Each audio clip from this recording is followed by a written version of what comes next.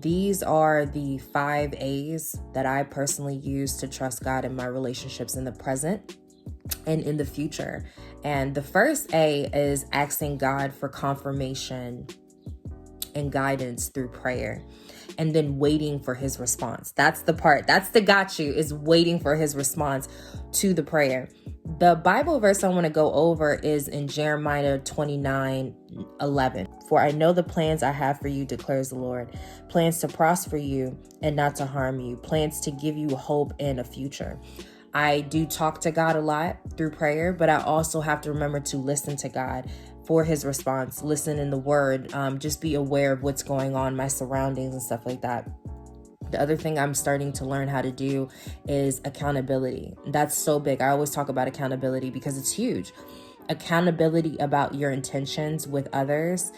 So ask God to either bring people or just reveal who's already in your circle who you can be held accountable for during this journey. I don't think that you should try to do this by yourself. And I've definitely done it where I'm just dating someone and then, eventually tell people, but that's not something I want to continue to do. The other way that I trust God with my relationship is avoiding situations that will tempt you, practicing purity in the mind and in the heart. So it's not just about a physical act. It's also about what you're thinking about. It's what's in your spirit.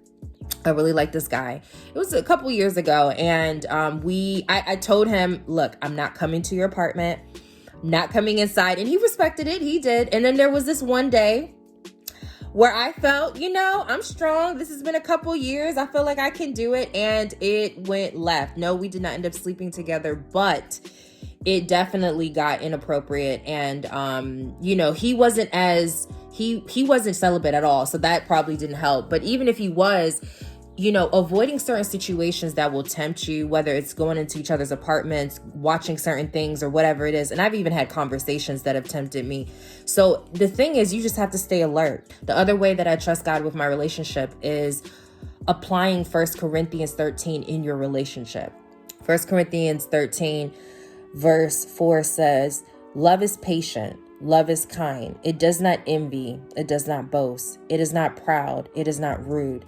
It is not self-seeking. It is not easily angered. It keeps no record of wrong. Love does not delight in evil, but rejoices in truth. It always protects. It always trusts. Always hopes. Always perseveres. Love never fails. I do think applying 1 Corinthians 13 to your relationship, but also to yourself, the way that you love yourself, having self-love, I know for me is helping me trust God with my relationship, because if I don't even have the self-love, how can I give it? The last A that I remember about trusting God with my relationship is accepting God's will in my relationship when it's hard. Making the hard but right decisions about your relationship. And the reason why I end on this one is because in the past, I've had to accept that God's will wasn't for this relationship, or it was, but maybe just for a season, and he ended it, or I ended things, and it wasn't always God. I don't want to put all it on God, because God gives us free will. For me personally, I'm going to continue to do these 5 A's when I'm in a relationship in the future and in the present.